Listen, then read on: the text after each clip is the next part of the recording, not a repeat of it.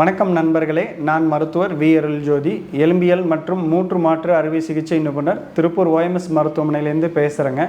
இன்றைக்கி நம்ம பார்க்க போகிற தலைப்பு சொரியாசிஸ் இருக்கிறவங்களுக்கு ஏற்படக்கூடிய எலும்பு சார்ந்த பிரச்சனைகள். சொரியாசிஸ்ங்கிறது ஒரு தோல் சார்ந்த பிரச்சனை. சொரியாசிஸ் இருக்கிறவங்களில் 5-20% நபர்களுக்கு எலும்பு சார்ந்த பிரச்சனைகள் எந்த நேரத்தில் வேணாலும் வரலாம். அது சொரியாசிஸ் இருக்கக்கூடிய ஆணுக்கும் வரலாம், பெண்ணுக்கும் வரலாம். சொரியாசிஸ் இருக்கிறவங்களுக்கு எலும்பு சார்ந்த பிரச்சனைகள் கொஞ்சம் கொஞ்சமாக தான் ஆரம்பிக்கும். சொரியாசிஸ் ஆரம்பித்து குறைந்தது ஒரு 5-6 வருடங்களுக்கு பிறகு தான் காமனாக எலும்பு சார்ந்த பிரச்சனைகள் வரும்.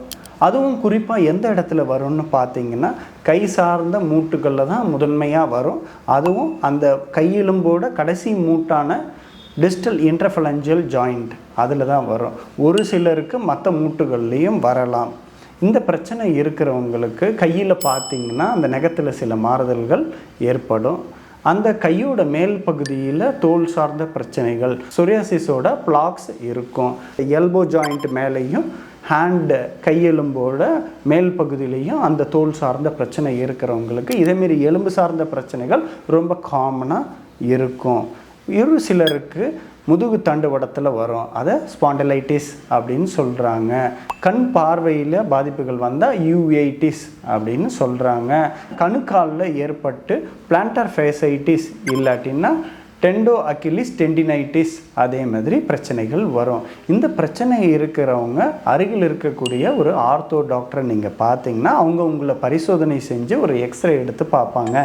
அந்த எக்ஸ்ரே எடுத்து பார்க்குறது மூலமா நீங்கள் எலும்பு பாதிப்புகளோட ஆரம்ப கட்டத்தில் இருக்கிறீங்களா இல்லை கொஞ்சம் பாதிப்புகள் அதிகமான கட்டத்தில் இருக்கிறீங்களாங்கிற தகவல் நமக்கு தெரியும். அதில் ஏற்படக்கூடிய முக்கியமான மாறுதல்கள் என்னென்ன, அந்த மூட்டு பக்கத்தில் இருக்கக்கூடிய எலும்பு அரிப்பு ஏற்படும்.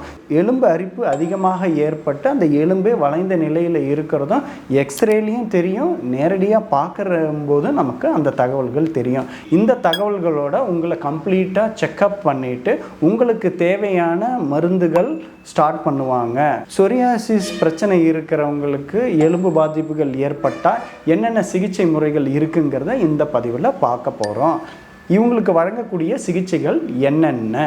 நம்பர் 1, அவங்கள ப்ராப்பராக எவாலுவேஷன் பண்ணிவிட்டு அவங்களுடைய உடம்பில் இருக்கக்கூடிய மெயின் ஃபங்க்ஷன்ஸான ஹீமோக்ளோபின் எவ்வளோ இருக்குது, லிவர் ஃபங்க்ஷன்ஸ் எப்படி இருக்குது, மற்ற அவங்களோட பயோகெமிக்கல் பேராமீட்டர்ஸ்லாம் நார்மலாக இருக்கா, அந்த பேராமீட்டர்ஸ்லாம் பார்த்துட்டு உங்களுக்கு மருந்து கொடுப்பாங்க. அந்த மருந்தை நீங்கள் ரெகுலராக எடுக்கிறது மூலயமா சொரியாசிஸ்னால் ஏற்படக்கூடிய தோல் சார்ந்த பிரச்சனைகளும் சிக்னிஃபிகண்ட் அதிகமாக குறைந்து இல்லை அந்த பிளாக்ஸே இல்லாமல் போகிறதுக்கும் வாய்ப்புகள் இருக்குது.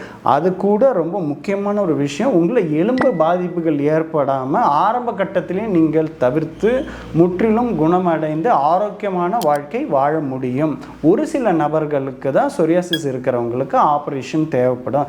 அது அரிதிலும் அரிது, ரேரில் ரொம்ப ரேர். ஸோ சொரியாசிஸ் இருக்கிறவங்களுக்கு இந்த பதிவு ரொம்ப ஹெல்ப்ஃபுல்லாக இருக்கும்னு நினைக்கிறோம். இல்லை உங்களுக்கு தெரிஞ்சவங்களுக்கு யாராச்சும் சொரியாசிஸ் இருந்துச்சுன்னா இந்த மாரி தகவல்களை ஷேர் பண்ணுங்கள், லைக் பண்ணுங்கள், சப்ஸ்கிரைப் பண்ணுங்கள். உங்களுக்கு ஏதாச்சும் டவுட் இருந்துச்சுன்னா கமெண்ட் செக்ஷனில் டைப் பண்ணுங்கள். Thank you very much. நன்றி, வணக்கம்.